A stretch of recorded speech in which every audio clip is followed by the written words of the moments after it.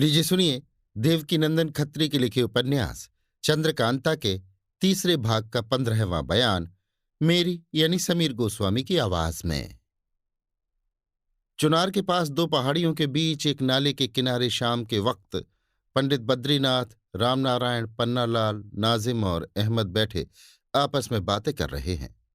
नाजिम: क्या कहें, हमारा मालिक तो बहिश्त में चला गया। तकलीफ उठाने को हम रह गए। अहमद: अभी तक इसका पता नहीं लगा कि उन्हें किसने मारा। बद्रीनाथ: उन्हें उनके पापों ने मारा और तुम दोनों की भी बहुत जल्द वही दशा होगी। कहने के लिए तुम लोग अय्यार कहलाते हो, मगर बेईमान और हरामखोर पूरे दर्जे के हो, इसमें कोई शक नहीं। नाजिम: क्या हम लोग बेईमान हैं? बद्रीनाथ: जरूर, इसमें भी कुछ कहना है। जब तुम लोग अपने मालिक महाराज जयसिंह के न हुए तो किसके होगे? आप भी गारत हुए, क्रूर सिंह की भी जान ली और हमारे राजा को भी चौपट बल की कैद कराया। यही जी में आता है कि खाली जूतियां मार मार कर तुम दोनों की जान ले लूं। अहमद: जुबान संभाल कर बात करो, नहीं तो कान पकड़ के उखाड़ लूंगा। अहमद का इतना कहना था कि मारे गुस्से के बद्रीनाथ कांप उठे। उसी जगह से पत्थर का एक टुकड़ा उठाकर इस जोर से अहमद के सिर में मारा कि वो तुरंत जमीन सूंघ कर नर्क की तरफ रवाना हो गया।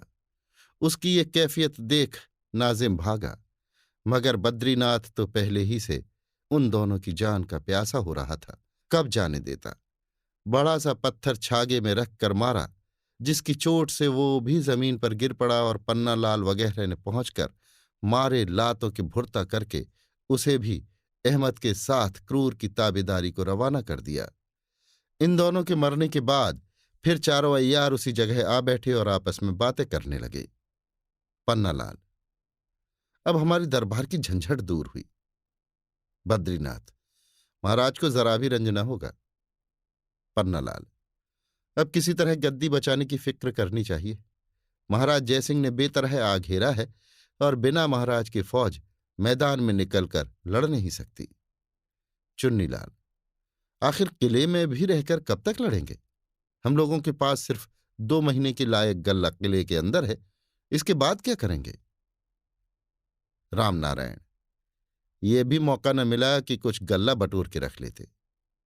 बद्रीनाथ: एक बात है, किसी तरह महाराज जयसिंह को उनके लश्कर से उड़ाना चाहिए। अगर वो हम लोगों की कैद में आ जाएं तो मैदान में निकलकर उनकी फौज को भगाना मुश्किल न होगा। पन्नालाल: जरूर ऐसा करना चाहिए।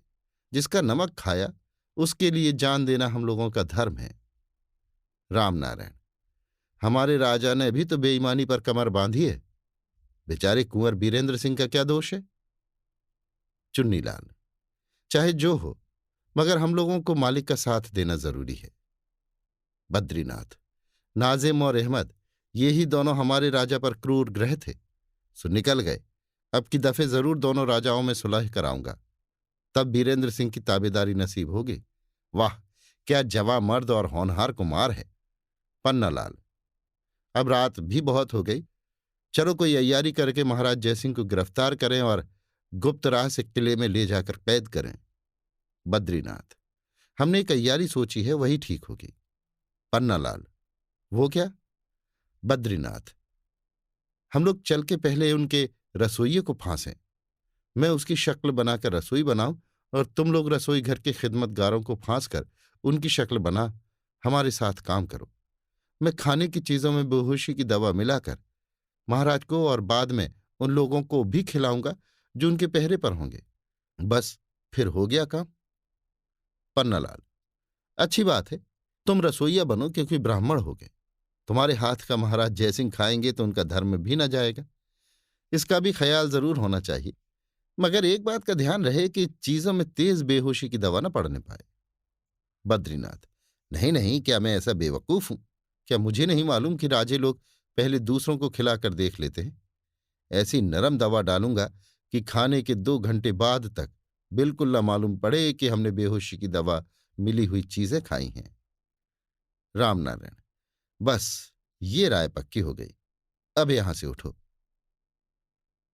अभी आप सुन रहे थे देवकीनंदन खत्री के लिखे उपन्यास चंद्रकांता के तीसरे भाग का 15वां बयान मेरी यानी समीर गोस्वामी की आवाज में।